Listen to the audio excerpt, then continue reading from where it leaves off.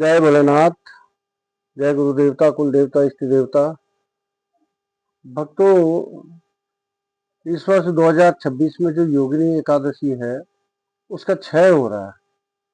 एकादशी जो 11 जुलाई 2026 को है, लेकिन उस दिन उसमें बिल्कुल भी एकादशी का तिथि का समय नहीं है, उसका क्षय हो गया है।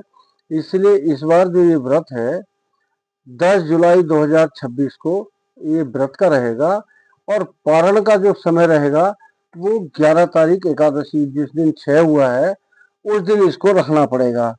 और ये दोपहर को 2:04 से और 4 बजकर सायंकाल दोपहर बाद 4:43 तक इसका पारण का समय रहेगा। तो ये जो आषाढ़ कृष्ण पक्ष की एकादशी मोहिनी एकादशी है, इसमें ये 64 योगिनियों के नाम से है। 64 योगिनी गावत नृत्य करत भैरव, बाजत ताल मृदंग और बाजत डमरू गैरव। ये माता की आरती में गया। ये जो 64 योगिनियां हैं इस सृष्टि को भगवान माता की योगिनी है जो सृष्टि में विचरण करती हैं।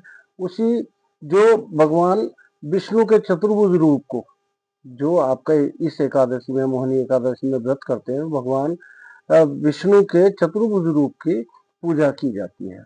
तो इसमें आपको घी का दीपक जला के और दीपक जला के आप इसमें मिश्री का और गाय के घी का और मिश्री का भोग लगाना चाहिए। इस व्रत के करने से आप 88,000 ब्राह्मणों को भोजन कराने के समान इसका फल प्राप्त होता है। और आपने कोई पाप किए हो, दोष किया हो, किसी ऋषि मुनि ने आपको शाप दिया हो और आपके जो घर के कष्ट हैं, परेशानी है, दुख है, चिंता है, वो सभी आपके नष्ट हो जाते हैं। तो ये व्रत अपने आप में एक महान व्रत है, जैसे मैं दिखा रहा हूँ आपको।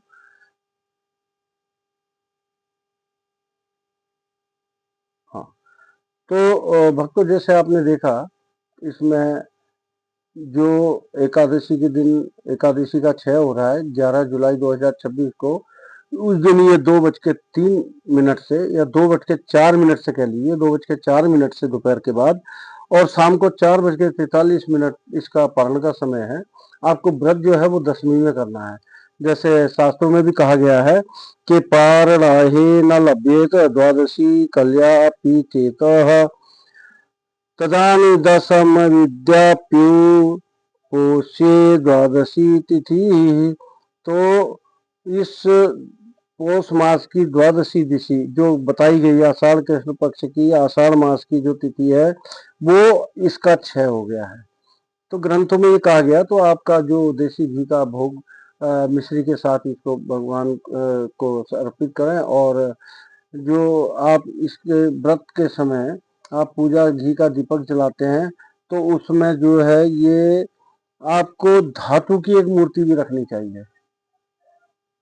धातु की मूर्ति इसमें रखनी चाहिए। तो आप इस व्रत को देखिए, अगर कोई शंका है आपको कुछ अगर परेशानी है, क्योंकि इस बार इसके क्षय होने का मतलब है, देखिए यह व्रत 10वीं विद्या एकादशी में होगा, क्योंकि द्वादशी के दिन वैष्णव व्रत के साथ ही व्रत करने पर पारणा त्रयोदशी में करना सर्वथा निषिद्ध होता है। जो आपका पारण का समय है त्रयोदशी में बिल्कुल नहीं मनाया जाता, ऐसा शास्त्रों में कहा गया है।